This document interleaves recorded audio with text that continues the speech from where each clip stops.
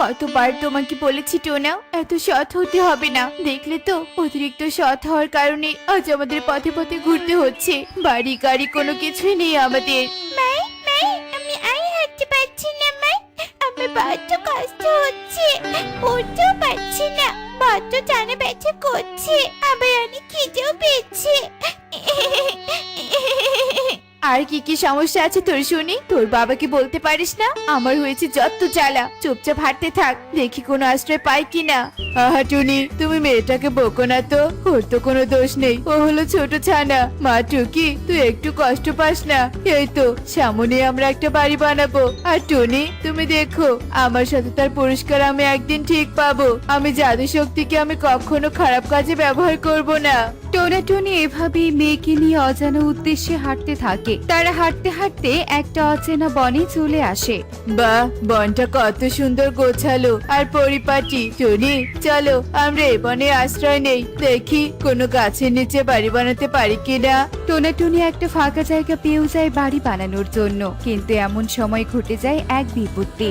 একে তোদের তো দেখে মনে হচ্ছে কোনো তান্ত্রিকের পরিবার। তোরা আমাদের বনে কি করছিস শুনি? তোদের এত বড় সাহস! ক্ষমা করবেন আমাদের, আসলে আমরা বাসস্থল হারা পাখি, নতুন একটা ঠিকানার খোঁজে এই বনে এসেছি। আমাদের আশ্রয় দিন, নয়তো যে আমাদের এভাবে রাস্তায় রাস্তায় ঘুরতে হবে।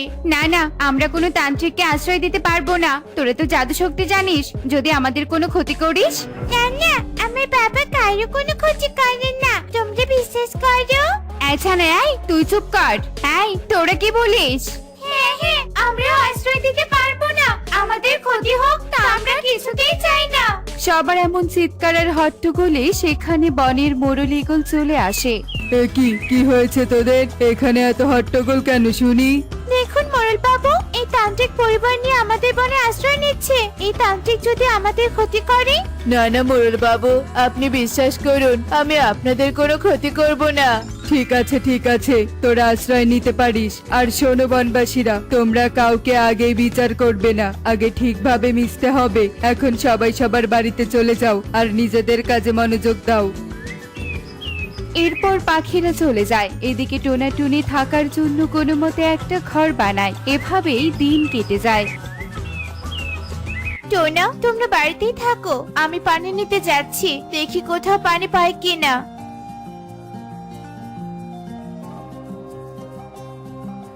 টনি কলস নিয়ে পুরো বন ঘুরতে থাকে, কিন্তু কোনো পুকুর খুঁজে পায় না।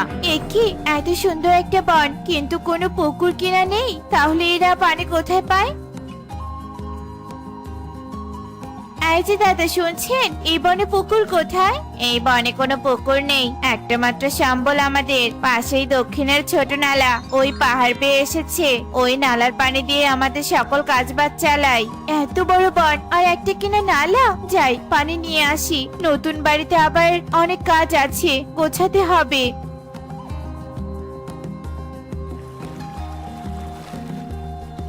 এরপর টনি নালা থেকে পানি নিয়ে বাড়িতে চলে আসে আর কাজকর্ম করতে থাকে। এভাবেই কদিন কেটে যায়। এদিকে টনির সাথে বনের কেউই মেশে না। বলছিলাম কি টোনা, আমরা সাথে করে যা খাবার নিয়ে এসেছিলাম তা তো সব শেষের দিকে, এবার আমরা কি খাবো? জানি না টুনি, এই বনের তো কেউ আমাদেরকে বিশ্বাস করতে চায় না, আমার থেকে কেউ ঔষধ সহ কোনো কাজ করিয়ে নেয় না। জানি না টুনি, আমাদের সংসার আমি কি করে চালাবো, ছোট্ট মেয়েটার ভবিষ্যৎ আছে।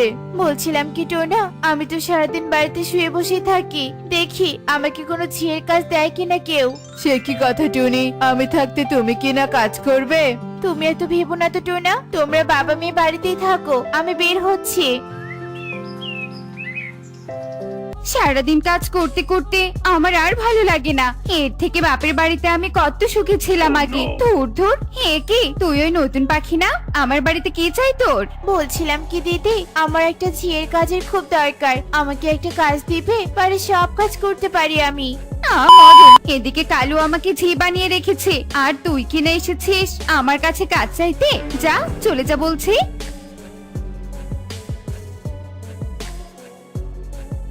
না না বাবু, তোকে আমার একদম বিশ্বাস নেই, কখন কোন বিপদ ডেকে আনিস আমাদের। নেহাতি মোড়ল বাবু তোদের আশ্রয় দিয়েছে, তাই আমি মেনে নিয়েছিলাম, কিন্তু বাড়িতে কাজ দিব না। একবার তো বিশ্বাস করে দেখো দিদি, আমরা খারাপ পাখি নই।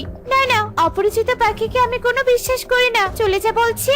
টুনি এভাবেই একে একে সবার কাছেই কাজ চায়, কিন্তু কেউই কাজ দেয় না। তাই টুনি মন খারাপ করে কাঁদতে থাকে। এমন সময় মোরুল গিন্নি টুনির কাছে আসে। কাঁদিস না পাখি, আমার একটা ঝিয়ের প্রয়োজন, তুই আমার বাড়িতে কাজ কর, ভালো মাইনে দিব তোকে, চল আমার সাথে।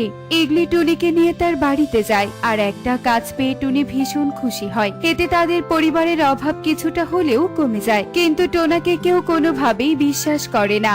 কাঁদিস না মা, আর কাঁদিস না, এই তো আর একটুখানি পথ, তোকে ডাক্তারের কাছে নিয়ে গেলে ওষুধ দিয়ে দিবে। দিদি, কি হয়েছে পারুলের? ও অনেক অসুস্থ বুঝি।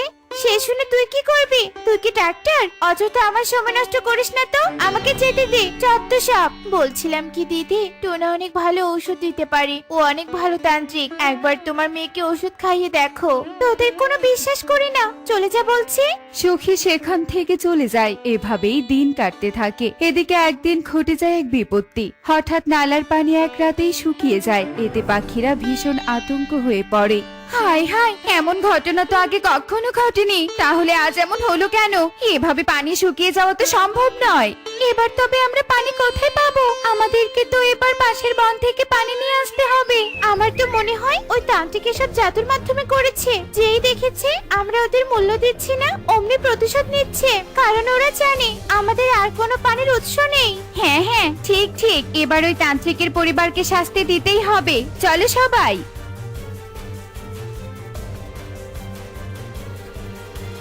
তোমরা ভাবলে কি করে আমি তোমাদের ক্ষতি করব? আমি সত্যি বলছি, আমি এমনটা করিনি। তাহলে এমন জাদুই কাজ কে করেছে শুনি? আমরা তো কোনো জাদু পারি না, রাতারাতি কিনা পানি উঠাও। তোকে আমরা বিশ্বাস করতাম। এই, একে এক ঘরে করে দাও, এরা যেন আর বাড়ি থেকে বের হতে না পারে। টোনা টুনি ভীষণ কাঁদতে থাকে, কিন্তু কেউ তাদের কোনো কথাই শুনতে চায় না। তারা এক ঘরে হয়ে ভীষণ কাঁদতে থাকে। না না, বাবাকে নির্দোষ প্রমাণ করতেই হবে। সবাই বাবাকে ভুল ভাবছে। আচ্ছা, ওই পানিটা ঝর্ণা থেকে আসে, তাহলে কি ঝর্ণার কিছু হয়েছে? একবার গিয়ে দেখতে হচ্ছে তো। টুকি রাতের আধারে সবার চোখ ফাঁকি দিয়ে সেই ঝর্ণার কাছে পাহাড়ে যায়, আর গিয়ে যা দৃশ্য দেখে তা দেখে ভীষণ অবাক হয়ে যায়। নীল আঙ্গুল বাজি আবার এই চোদ্দ কিনা সাপ পানি খেয়ে ফেলছে। তাই তো বলি, সাপ পানি আজ রাতেই শুকিয়ে গেল কি করে? পুরো বনবাসীকে তো জানাতেই হয়। টুকি ভয় না পেয়ে সেখান থেকে পালিয়ে বাড়িতে চলে আসে আর তার বাবাকে সব কথা খুলে বলে। কি বলছিস কি রে মা? তাহলে এসব ওই দৈত্য করেছে? ওই দৈত্যকে তো তাহলে বন্দি করতেই হবে, তার জন্য তো পাখিদের সাহায্যের প্রয়োজন। কিন্তু পাখিরা তো আমাদের কথা বিশ্বাস করতেই চায় না। তবু ওদের বলতে হবে টুনি। এভাবেই সকাল হয়ে যায় আর টোনা টুনি সবাইকে সব কথা খুলে বলে।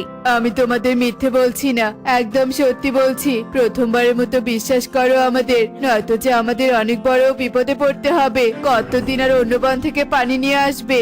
এরপর সবাই টোনাকে বিশ্বাস করে আর সবাই সেই ঝর্ণার কাছে গিয়ে দৈত্যকে দেখে অবাক হয়ে যায়। এরপর সবাই পালিয়ে বনে চলে আসে। আরে টোনা তো একদম সত্যি কথা বলেছে, আর আমরা কিনা কত কথা শোনালাম। তোমরা আমাদের ক্ষমা করে দাও টোনা।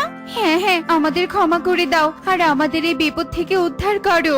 তোমরা চিন্তা করো না, তবে এই দৈত্যকে বন্দি করতে প্রয়োজন 7টি নদীর পানি। তোমরা নিয়ে এসো, আমি মন্ত্র বলে দিচ্ছি।